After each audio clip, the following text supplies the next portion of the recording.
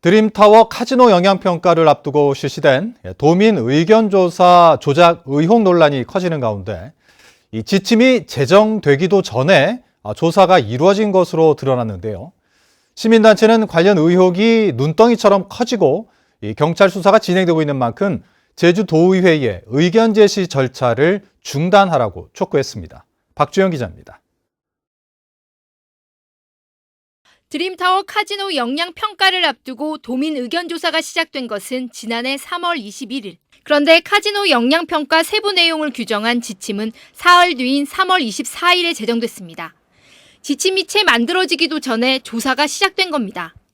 제주도는 2019년 말 제정된 카지노 관련 조례와 시행규칙에 따라 진행했다고 해명했지만 시행규칙에는 주변 지역 주민과 제주도민을 대상으로 한다는 내용만 규정돼 있을 뿐 구체적인 내용은 없습니다. 그런데 사업자 측이 제출한 도민 의견조사는 대상 인원과 질문 항목 내용은 물론 질문 개수까지 조사가 시작된 뒤에야 마련된 지침과 동일합니다. 제주도가 영향평가와 관련해 사업자 측이 제시한 의견을 지침에 반영했던가, 제주도와 사업자 측이 서로 협의해 지침을 만든 것 아니냐는 의혹이 제기되는 이유입니다.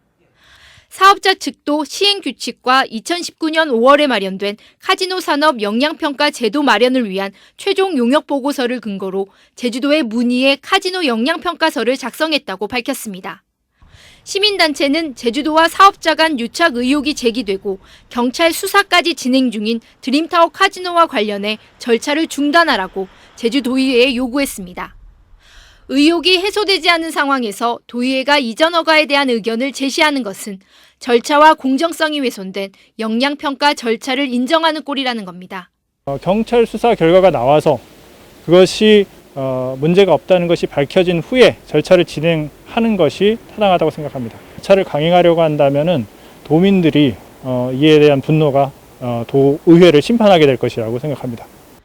제주도의회 문화관광체육위원회는 드림타워 운영사인 롯데관광개발에 도민 의견조사 왜곡 의혹과 경찰 수사에 대한 소명을 요구한 가운데 이전 허가를 앞두고 어떤 의견을 제시할지 관심이 쏠리고 있습니다.